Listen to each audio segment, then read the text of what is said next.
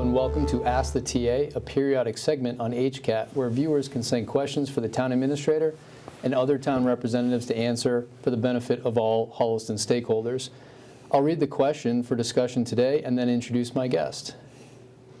The question is, the town has been discussing capital projects for years now. What infrastructure projects are planned for the May 2023 annual town meeting?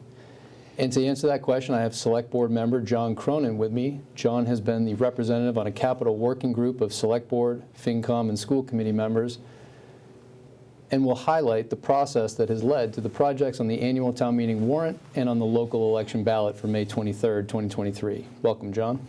Thank you very much, Travis. Pleasure to be here. Yeah. Would you like to highlight sort of what brought us to this point today? Sure, it'd be my pleasure. Thanks for the opportunity to have this forum to give stakeholders a little bit of insight as to what we've been doing. At this coming town meeting, as well as hopefully the ballot in late May, voters will have a chance to evaluate our plans for significant infrastructure improvements. A plan that has been underway for quite some time, as well as a new DPW facility.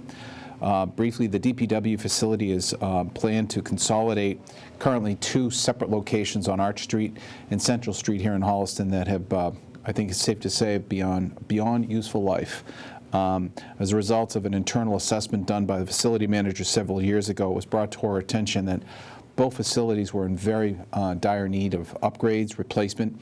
And frankly, that had, because of their separate locations, had never fully realized the benefit of consolidation. So looking ahead, I know we'll be talking a little bit further about the Weston and Sampson study, but the Select Board has desired to look forward to a new DPW facility, which will help the community realize the benefit of a new facility for this critical piece of our town government services.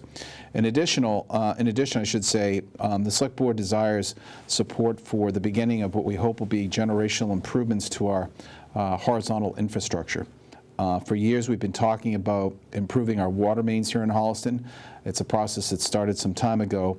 And as we replace our water mains with updated pipes to carry our precious resource, it makes sense that we study and evaluate the opportunities to bring improved roadway, drainage, and sidewalks, and safe access to schools and safe routes to commute within our community to bear. So both of these major areas will be before the voters at this upcoming town meeting, as well as hopefully the ballot in May. Great, and we will get into that process as well as we end the program today, but let's get into some of the details that you and I have been working on with many other stakeholders. So I think you mentioned some of the highlights here just to kind of get into the full process in the DPW facility. The feasibility study was approved by the December 2020 fall town meeting, so to speak, fall town meeting. That was delayed because of COVID. And that RFP was eventually issued to Weston and Sampson, who you mentioned originally. We had a further approval in May of 22, so just last year at annual town meeting, for a partial design and engineering, which was really designed to help us come back to a future town meeting with a site specific, which we'll get into in a minute, on where that DPW facility could go. The total cost estimate hasn't really changed substantially. We'll get into how it looks as a breakdown, but $30 million is really the aggregate.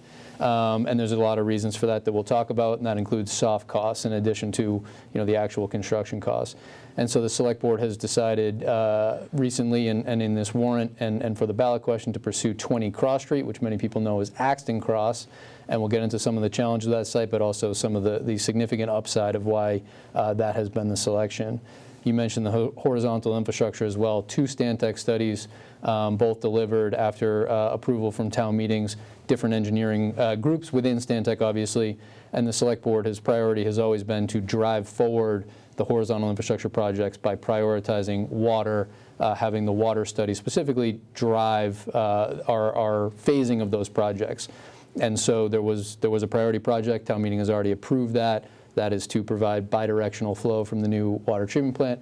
The next 3 projects in priority order from Stantec are Norfolk Street, Central Street, and Goulding Street. And that's where I think the Select Board, with your assistance, has been sort of making sure that the focus is, if we're going to be investing millions of dollars in these projects, that we do it right, the generational improvements that you mentioned.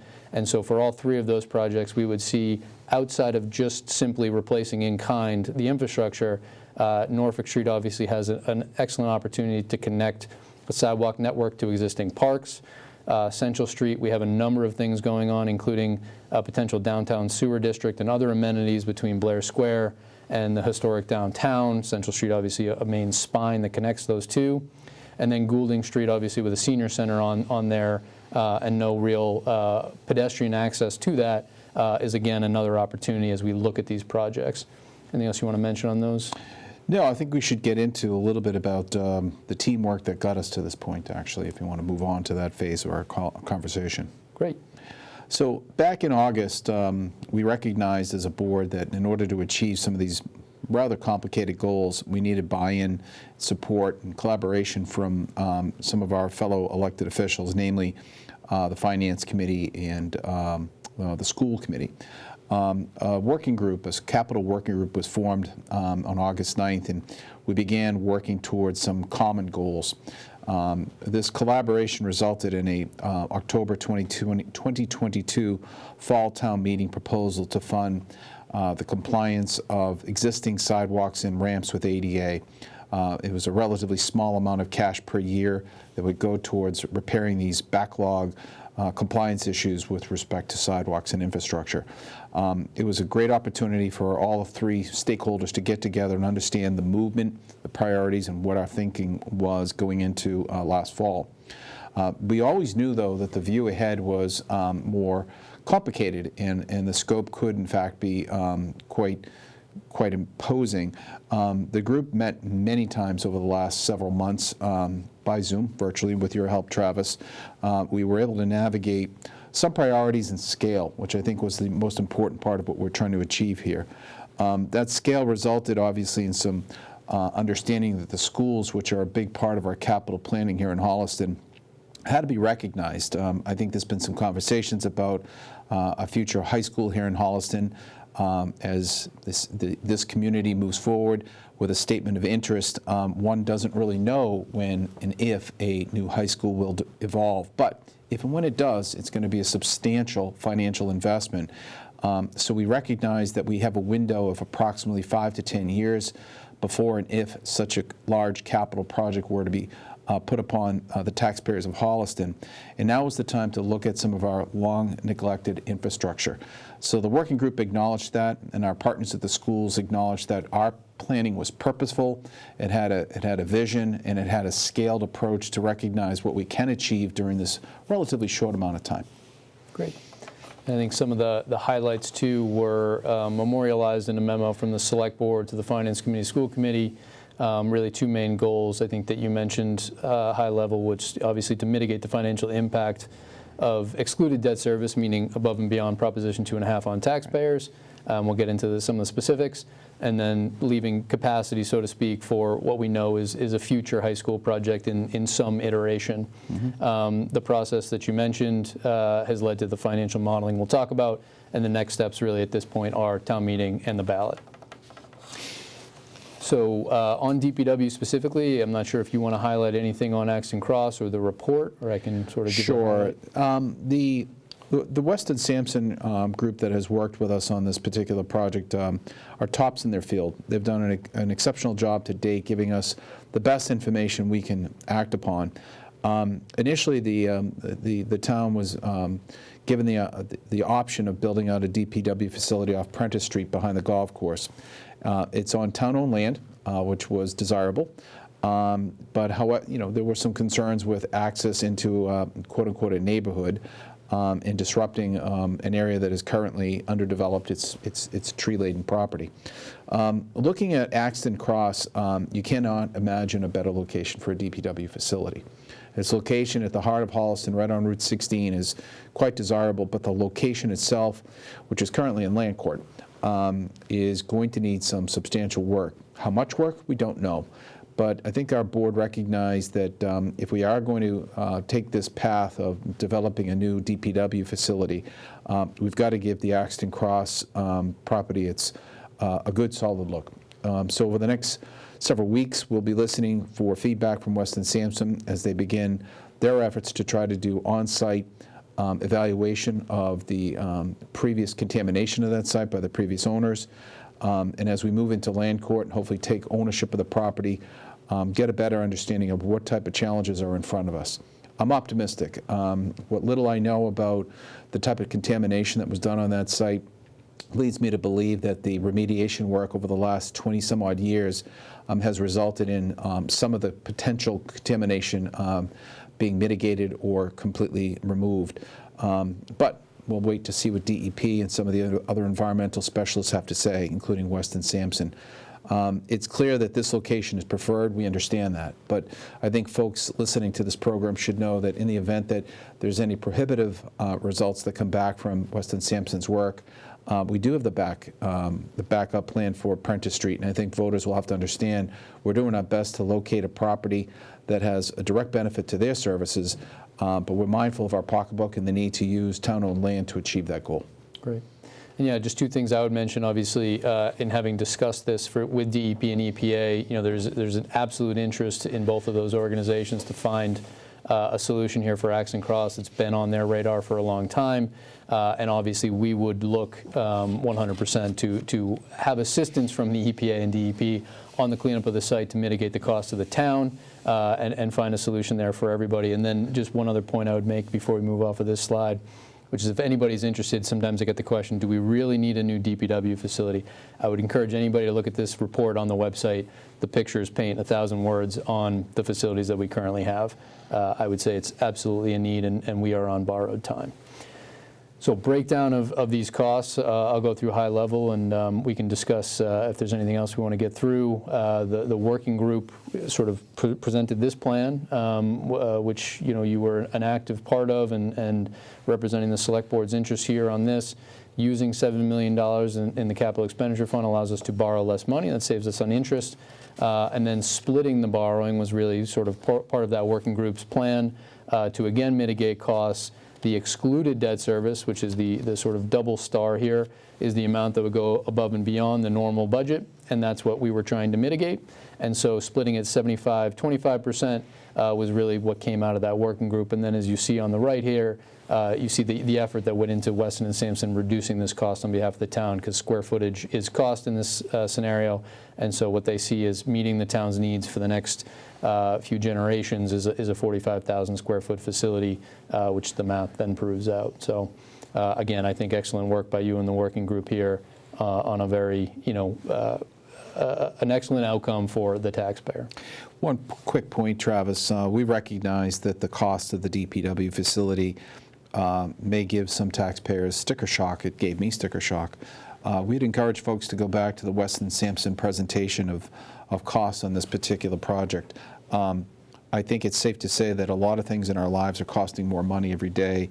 And I distinctly remember Weston and Sampson conveying that the cost of materials and other building project-related costs are so driven by the inflationary impact that the cost of building the same facility, for example, 10 years ago, would have been a fraction of this. It's a function of the times we're in, but unfortunately, as you just mentioned, Travis, time is not on our side with the existing facilities. They are in such poor condition. Continuing to either repair them or invest in them is really not an option. I would never vote for that. It would be throwing good money after bad. We must move in the direction, excuse me, unfortunately, of replacing these facilities with this new one. But I do want to acknowledge that the cost is something that clearly has a lot of us concerned, but only because it's more now than it probably could have been several years ago had we tackled it. Absolutely. And so moving on to the infrastructure projects, I'm not sure if you want to go high level into Norfolk Central and Goulding, or?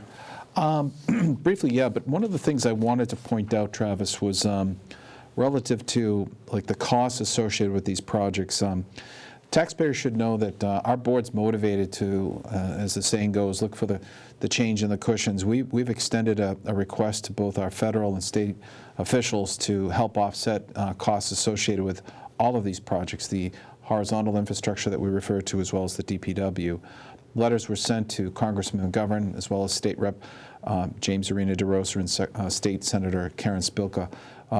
The state currently has quite a lot of ARPA funds of their own. We recognize the state has more resources than a community of our size, where we were asking in that particular memo, which we send up annually, to fund up to $30 million for the DPW facility and $10 million for the water main replacement project. We've given some boundaries to those numbers to our elected officials, but as a taxpayer, I like to hear that the people that work locally are always looking out for other available streams of funding, grants, earmarks, or anything of the such to help offset the local costs. They should be assured that we have done so, and we will continue to advocate for that end. Absolutely. Back to you.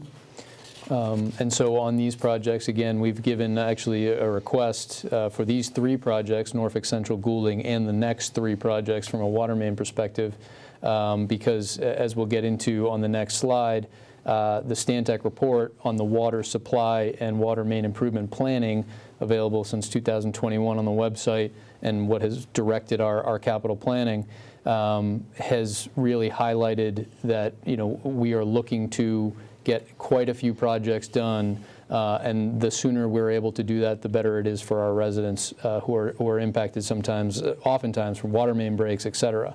And so for these 3 specific projects that we'll get into sort of how they're modeled financially, it really breaks down into the 2 categories of the 2 Stantec reports. So the water mains, we're looking at about 32,000, 33,000 linear feet for these 3 projects, which is about 6 miles of water mains. And that's how we measure it from a financial forecasting perspective.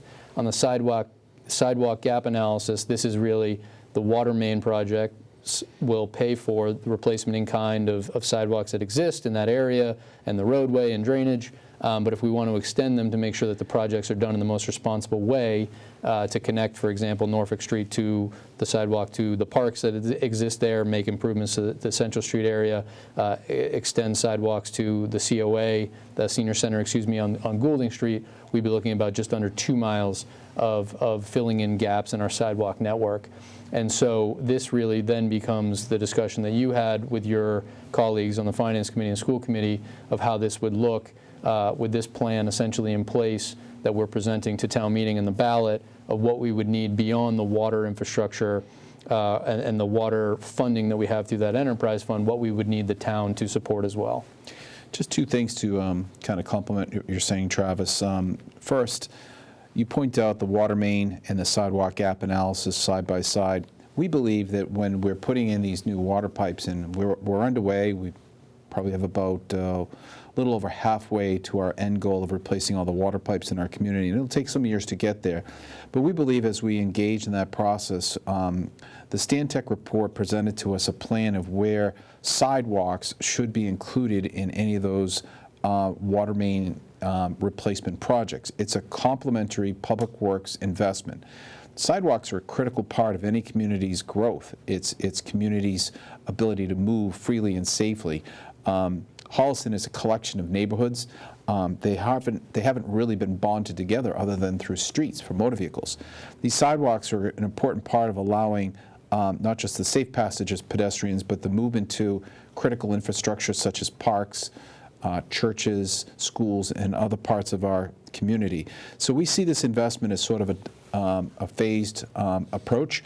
And I wanted to just go back to the remark I made earlier that this is sort of the first generational effect of looking at the top 3 streets in the Stantec report, which I believe had just under 20 streets listed in their report.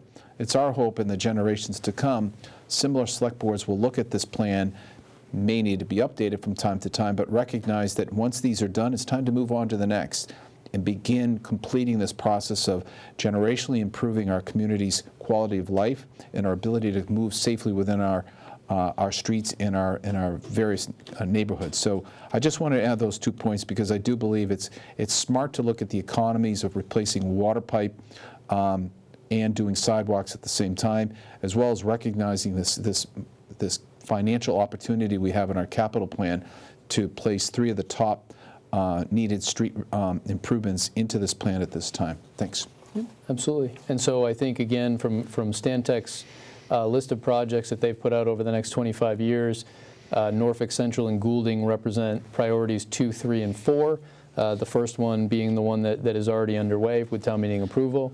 The columns here that were discussed by the working group would really be to have water, quote unquote, pay its own way, and then have the town meeting support for the additions to make sure that we do not have opportunity loss in doing a project specific to water when we could be, connecting a sidewalk network to a park, which is obviously something that makes significant sense for current planning, but also future generations, to be able to walk from the downtown to parks on Norfolk Street uninterrupted is something that makes a lot of sense, from parks to schools and vice versa, and so on. So again, this is generally in blue what ends up being the component that ends up as a ballot question in front of town meeting.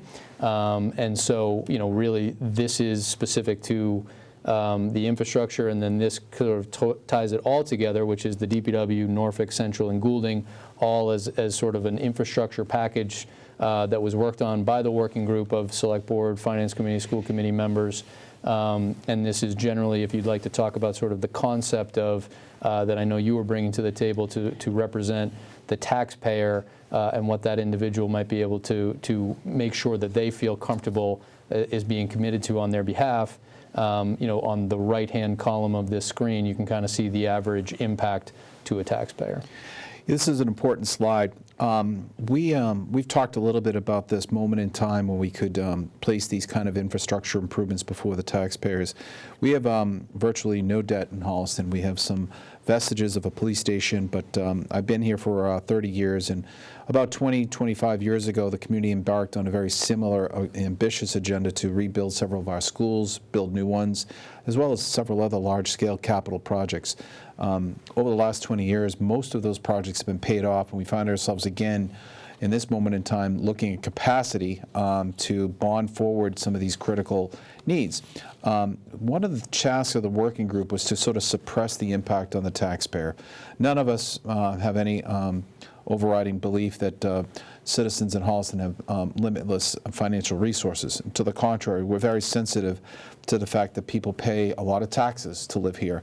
But we believe that in order to achieve the kind of improvements to our quality of life, these investments are needed. So thoughtfully, and I want to give credit to our friends on the Finance Committee, Dan Alfred, Michelle Zemer, and Jay Robinson. They really worked to crunch these numbers so that we're using a lot of onboard cash that we've accumulated over the last several years, as well as a minimal amount on the borrowing side to get these projects funded. And our goal was to try to, again, keep the impact to the average taxpayer to its minimal level.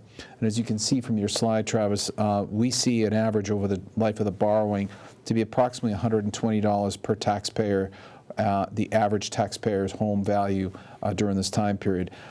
We think it's a modest amount over that period of time to help citizens understand the value of an improved DPW and an improved infrastructure by way of sidewalks. So ultimately, the voters will speak on this, but we've been spending a lot of time to try to isolate the project cost and to reduce it where necessary. I think I'll leave it up to you to explain to the voters if anybody asks what the word Goldilocks means, but it's a good story, and it complements a lot of the work that's gone into this. So I'll leave that to you. Thanks, Travis. I'll add that right now, since you mentioned our friends on the Finance Committee, and I think they were on a previous slide who participated, and we can obviously thank the new Finance Director, Treasurer Collector, Chris Haymans as well, who took some proposals from the Select Board, some feedback from the School Committee, Finance Committee, and created the Goldilocks in the middle model that sort of tried to hit everybody's points and put that all together. And so that was what he tagged it, and what I think at this moment we're prepared to present to town meeting in the form of 2 articles, and then also to the voters who come out to the spring election for 2 ballot questions. So let me just hit sort of people sort of understand what they're looking for, and then I think we can tie up anything else that we may have missed. So Article 21 of the annual town meeting warrant, which will be posted as early as next week, is to vote in favor of the use of capital expenditure fund to reduce the borrowing, and then to split a borrowing 25% excluded and 75% non-excluded. The difference being excluded is above and beyond Proposition 2.5, which means that it can raise above our normal growth, and 75% non-excluded, meaning that we'll balance that debt service within our annual budget. And then Article 22 is the transportation and water projects for Norfolk Central and Goulding Street. Really an initial down payment from the water infrastructure fee account of $2.4 million with further requests at future town meetings, which will allow town meeting to weigh in on these projects in the future again. But also a $5.6 million excluded debt authorization, which then is why it requires a ballot question at the election. And the ballot questions, just if nobody has seen them before, they're very general and they don't offer a lot of information. So we will have supplemental sort of one-pagers for people to have as they go into the ballots on May 23rd. And so the question is structured as, shall the town be allowed to exempt from Prop 2.5 the amounts required to pay for? And you'll see two separate questions. One is for the bond to be issued in order to make roadway, sidewalk, and drainage improvements, including engineering costs in the areas of Norfolk Central and Goulding Streets. And the second one will be for 1/4 of the amount required to pay the bond for the Public Works facility at 20 Cross Street specifically, contingent upon the taking of the property for unpaid taxes, as you had previously mentioned. And so that's what a voter at town meeting or at the ballot can expect to see. Is there anything else you'd like to add? No, I think this slide, again, brings it back to the voters. They have the ultimate say. We've done our work to try to pull together the facts, the justification, if you will, to put these matters before them for their support. We will be looking for their support at town meeting. We will be looking for their support at the ballot, should it pass town meeting. We believe these projects are in the best interest of Holliston, and we really, really would request their support for both Article 21 and Article 22. So town meeting's on May 15th here at the high school, and the spring town election and vote where this particular override ballot question will be is on May 23rd. So the taxpayers will have the final say. It's our job to get it in front of them and justify it. I believe we've done that. We will do that in the upcoming town meeting. And with all of your great help and your staff, I want to thank you as well for helping to take a rather complicated matter and condense it into some simple and easy to understand points, Travis. Really well done, and thank you. Appreciate that. Thank you very much. And thank you to my guest, Select Board Member John Cronin, and thank you for watching Ask the TA on HCAT. We hope you found it informative. If you have a question that you'd like answered in a future segment, please email us at the address on the screen below. Thank you for watching.